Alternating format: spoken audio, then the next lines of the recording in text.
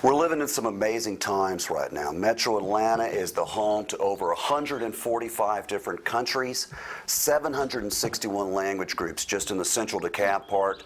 If you take 285 to 85 to Memorial Drive, there's over 700 apartment complexes, and that one little piece of the pie, most of those peoples are internationals. Clarkston, which is about 15 minutes from here, is the center of the Muslim population for the whole Southeast. Clarkston right now is 85% Muslim refugees. All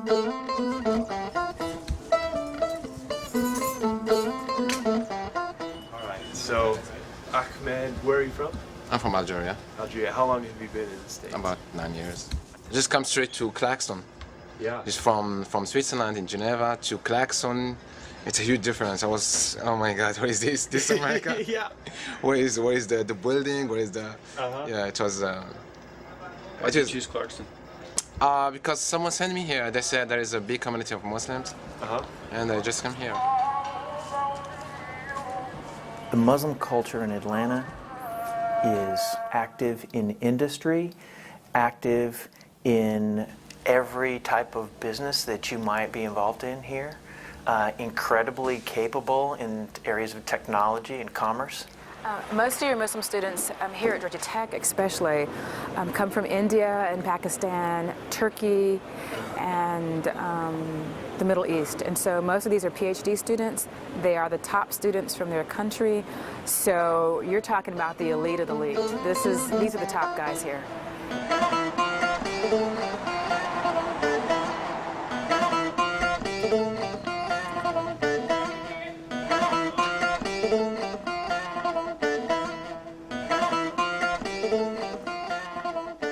I think most people, when they think of Muslims, when they think of Islam, immediately they think of the radical Islam.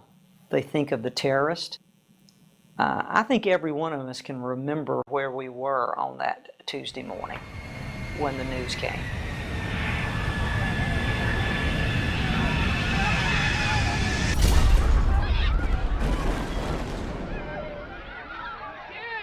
And we were all just in utter shock. Shortly after that, we took teams to New York City to pray and to share our faith and to just communicate to the people of New York City that we cared about them. And many of us stood in the rubble. Where policemen and firemen were pulling their brothers and fathers and workers from the World Trade Center towers, and we spent the better part of the entire night there just praying and ministering to those guys. And I know for me personally, one night I was there about 3 o'clock in the morning, and I was looking down into that molten mess and wondering, how does this happen? Where does this come from? And he turned to me and he said, "Rob, we have to decide, is the Muslim world the enemy or the prize?" And he said, "Don't answer lightly, because your answer is very important to you personally, to us as a church, and really to all of Christianity." And I made a vow to God that night that we needed to be engaged in the Islamic world.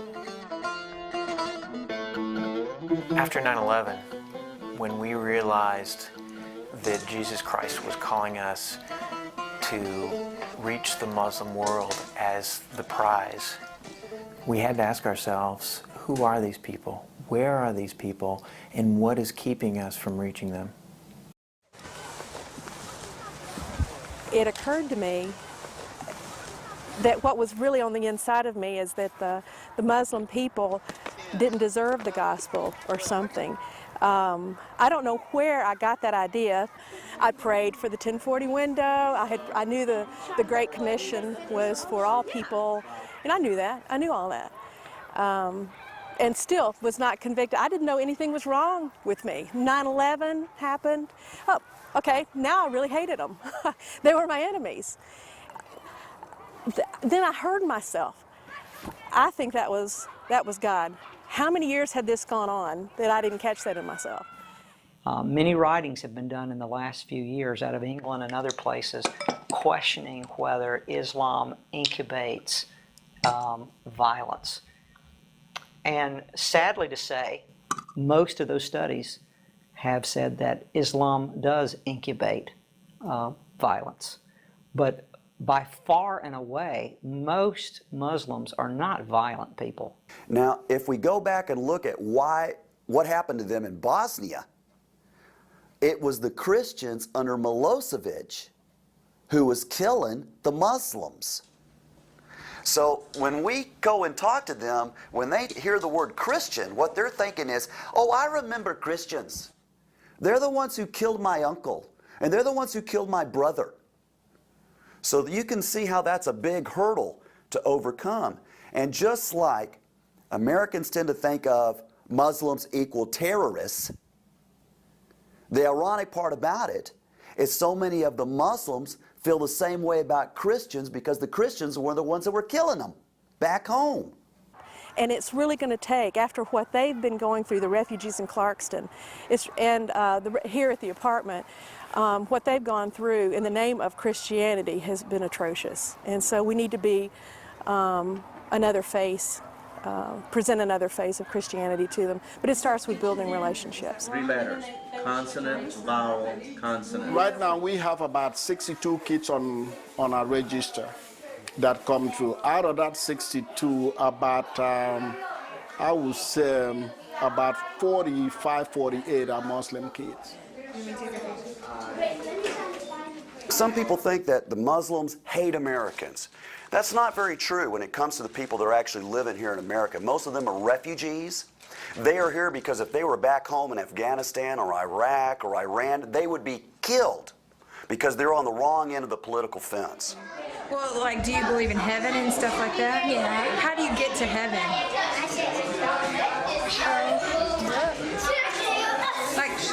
Like heaven is like when you do the bad stuff, like y'all, like when you do good stuff, pray, don't lie. Okay, but how do you know? Like, do you think you're going to go to heaven? Or go to paradise? I don't know. Really. The problem is that these people doesn't know who Jesus Christ is. Now, it's our duty as a church to reach out to these people. Either you're afraid of them or you're afraid of what they're going to do to you. Either way it goes, you will die anyway. So when you stand up and God said, you walk past that person, did you ever tell him that I love him just like I love you? What would you say? Instead of viewing them as this standoffish, distant community who has no desire to build relationships, they are very eager to understand Americans and to be able to go in and just work with them and love on them and do what you would do with a friend. Most of the students that are coming to our program right now are from Iran, and all they want is friendship. They put the theology up on the shelf, and they'll listen to anything you have to say just because they want a friend. You just hang out and go shopping or talk to them about their day. All these barriers start coming down about what they view as Christians, and you start seeing their hearts and not just this veil, I guess, of what they believe. Mary had told me that there was a Muslim woman who was interested in learning how to drive. She had come into the after-school club and asked, and so I found out about it, and I was like, okay, I'm not a Muslim scholar, but I can teach somebody who doesn't know how to drive. So I met her, and she was nervous, and I was nervous, and she spoke very broken English, so that was really fun for her to be like, you teach me drive? And I'm like, yes, I teach you drive. And so we just started doing it every Saturday for an hour or so, and eventually, after 2 times, she asked me to come in, and she ran to the kitchen, which was very dim and dirty, and her whole apartment was very humble, and she pulled out 4 drinks, and she said, you want a drink? And it was so cute. She said, Coke, Diet Coke, Sprite, mango. And so I took her mango juice, and she was like, you want mango? I did, and so we bonded over the mangoes. And then by Christmas, man, my heart was so tender towards her. I knew her life. It was just so easy. I knew she was lonely. I knew that she had these funky discouragements about Islam. She would tell me things that her husband would do or her friends would do, and she would ask me, she would say, "Your dad no hit your mom?" And I would say, "No, my dad doesn't hit my mom." She said, "Oh, my dad hit my mom. Many men hit their wife." And one time she said, "You know," I think she was trying to encourage me. She's like, "You know, we are the same. The Quran says that we are all the same. Christians of the book, Christians of the Quran, we are the same." And I was able, I didn't know much, but I was able to say, "No, Shahida, I don't think so.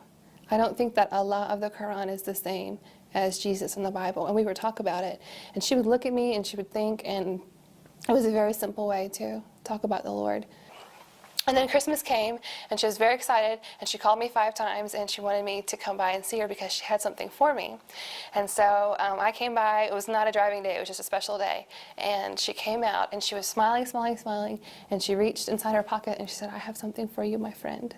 And she pulled out this little package, and I opened it up, and it was this gold bracelet that has the word peace in all these languages.